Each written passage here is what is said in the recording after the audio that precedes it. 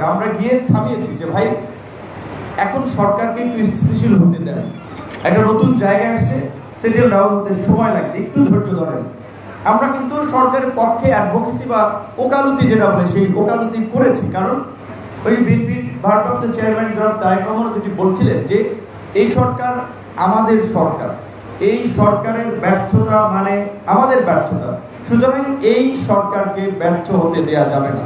মানে বিএনপির শীর্ষ নেতা এই লাইন নিচ্ছেন, আমরা সবাই কিন্তু এই লাইনে ছিলাম, আছি এবং থাকতে চাই।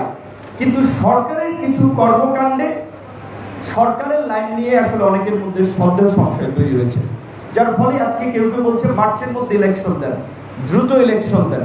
তো সরকারের উপদেষ্টাদের কিছু অতি কথন এবং কিছু কমপ্লেক্স বাক্য, এই বাক্যগুলো মাঠে ছাড়ার ফলেই রাজনৈতিক দলগুলোর মধ্যে একটা সন্দেহ সংশয় তৈরি হয়েছে যে তাহলে এই সরকার কি বিরাজনীতিকরণ প্রক্রিয়ার দিকে যাচ্ছে কিনা, এই সরকার বিগত কিংস পার্টি মেকার গভর্নমেন্টের মতো কোনো কিংস পার্টি তৈরি করছে কিনা, যার ফলে কিন্তু স্বাভাবিকভাবেই যারা দীর্ঘ লড়াই সংগ্রাম করেছে একটা গণতান্ত্রিক পরিবর্তনের জন্য, এবং এটা ওপেন সত্য যে এখন ইলেকশন দিলে তারাই ক্ষমতায় আসবে, তো কাজেই তারা তো ভাবছে তাহলে আমাদের সম্ভাবনাকে বিনষ্ট করার জন্য একটা প্রক্রিয়া ভিতরে ভিতরে চলছে।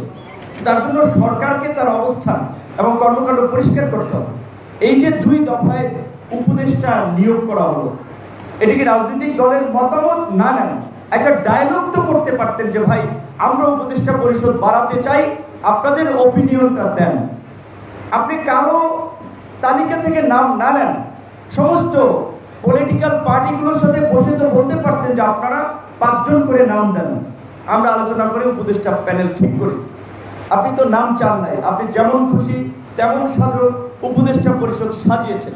তারপর আমরা যেটা দেখতে পাচ্ছি যে যারা গণহত্যার আসামি, এমনকি যারা বিগত সরকারের নিয়মিত সুবিধাভোগী ছিল, তারা গভর্নমেন্টের আমলাতন্ত্র চালাচ্ছে, তারা উপদেষ্টা পরিষদে আছে, যার ফলে একটা মিশ্র প্রতিক্রিয়া ব্যাপক ধরনের তৈরি হয়েছে। এবং ছাত্রদের লাইন দেখেন, যেই ছাত্ররা উপদেষ্টা পরিষদে আছে, আবার ওই ছাত্রদের একটা অংশ উপদেষ্টা নিয়োগকে কেন্দ্র করে ব্যাপক প্রতিক্রিয়া দেখিয়েছে।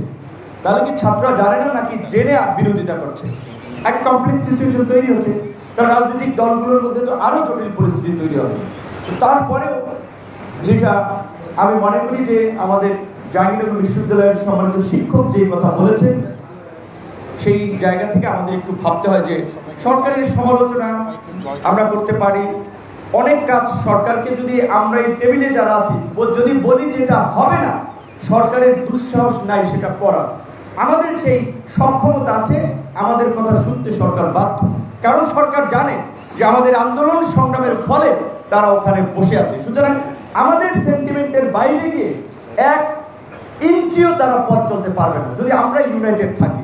এখন প্রশ্ন হচ্ছে আমরা আমাদের জায়গায় ইউনাইটেড আছি কিনা। ওই যে কেউ সংখ্যানুপাতিক নির্বাচনের কথা আমরা বলছি, আবার মেজর পলিটিক্যাল পার্টির মধ্যে কেউ কেউ বলছে না সেটা হবে না। আমরা কেউ বলছি যে 2 বছরের জন্য সরকার এই রিফর্ম করে একটা ইলেকশন দেবে, কেউ বলছে না 6 মাসের মধ্যে। তাহলে আমাদের এই যে 5ই অগস্টের পূর্বে যে একটা ইউনিটি তৈরি হয়েছিল, সেটা এখন ডিভিশন হচ্ছে। এইখানে ইউনিটি দরকার, এবং এটা সত্য যে এই সরকার যদি কার্যকর সংস্কার না করতে পারে, নেক্সট পলিটিক্যাল গভর্নমেন্ট পারবে না, বাস্তবতায় সেটা পারবে না, ব্যাখ্যা দিতে গেলাম না। তো কাজেই এই সরকারকে রেখে আমরা এই রাষ্ট্রটাকে কতটুকু সংস্কারের জায়গায় নিতে পারি। ধরেন এখানে বিএনপির মতো একটা বড় দল আওয়ামী লীগের গণহত্যার বিচারের দায় কেন বিএনপি নিতে যাবে? নিশ্চয়ই উচিত যে এই সরকারকে রেখেই বিচারটা নিষ্পত্তি করা। গণঅভ্যুত্থান পরবর্তী এই সরকার ঝুলাক ফাঁসিতে, তারা তো নিরীহ মানুষকে ফাঁসিতে ঝুলেছে, আর তাদেরকে ফাঁসিতে ঝোলানো উচিত, তারা অনেক নিরীহ মানুষকে হত্যা করেছে এই জন্য। কিন্তু দুঃখজনক আজকে 3 মাস 4 মাস যায় নাই, এখনই কেউ কেউ নিজের সিকিউরিটির জন্য আওয়ামী লীগকে পলিটিক্যাল ফিল্ডে চাচ্ছে যে আওয়ামী লীগ যদি থাকে অন্য নিউ কোনো পার্টি বা নিউ কোনো শক্তির উত্থান হবে না। তাহলে এইখানে যদি আমরা এখনই বিভক্ত হয়ে যাই, একটা গণহত্যাকারী রাজনৈতিক দলের স্পেস দেওয়ার জন্য যদি এখনই আমরা ওপেন বক্তব্য দিই, আপনারা কিন্তু জনগণের সেন্টিমেন্টের বাইরে চলে যাবেন। আপনারা বুঝতে পারছেন না, 15 বছর রাজনৈতিক শক্তিগুলো পারে নাই পতন ঘটাইতে। কোথা থেকে কি হয়েছে সেটা ভিন্ন বিষয়, কিন্তু শেষ পর্যন্ত আম জনতাই কিন্তু লড়াইটা করেছে। সেই আম জনতার সামনে তরতাজা রক্ত এবং হত্যাযজ্ঞের চিত্র ভিজিবল। সুতরাং আপনারা যদি আওয়ামী লীগের পক্ষে কেউ কোনো অবস্থান নেন, তাদের পরিণতি ঠিক আওয়ামী লীগের মতো হবে। এবং আমরা বলছি যে বিন্দুমাত্র আওয়ামী লীগের প্রশ্নে এবং আওয়ামী লীগের দোষকদের প্রশ্নে আমরা বেঁচে থাকতে বিন্দুমাত্র আপোষ করবো না, পরিষ্কার কথা। সেই জায়গা থেকে আমরা অনুরোধ করবো রাজনৈতিক দলগুলোকে, প্রয়োজনে রাজনৈতিক কাউন্সিল হোক কিংবা কায়ুম ভাই সহ আমরা সবাই সংবিধান সংস্কারের কথা বলছি, গণপরিষদ হোক, পলিটিক্যাল গভর্নমেন্ট, এরাই গভর্নমেন্ট ফর্ম করবে এখানে যারা বসে আছে, এই পার্টিগুলোই। তা আমরা যদি কনসেনসাসের ভিত্তিতে এখন কিছু সংস্কার এগিয়ে রাখতে পারি তো সমস্যা নেই, কিন্তু সরকারের ভুল প্রক্রিয়া এবং পলিসির কারণে রাজনৈতিক দলগুলোর মধ্যে অস্থিরতা বাড়ছে। সুতরাং সেটা সরকারকে রিজলভ করতে হবে এবং সামনে কিভাবে এই রাষ্ট্র সংস্কারের পর একটা অবাধ, সুষ্ঠু, নিরপেক্ষ নির্বাচনের দিকে যাওয়া যায় সেই বিষয়ে রাজনৈতিক দলগুলোর সাথে আলাপ আলোচনা সংলাপের মাধ্যমে আমি অনুরোধ করব আগামী ডিসেম্বরের মধ্যে আপনারা একটা রোড ম্যাপ প্রকাশ করেন।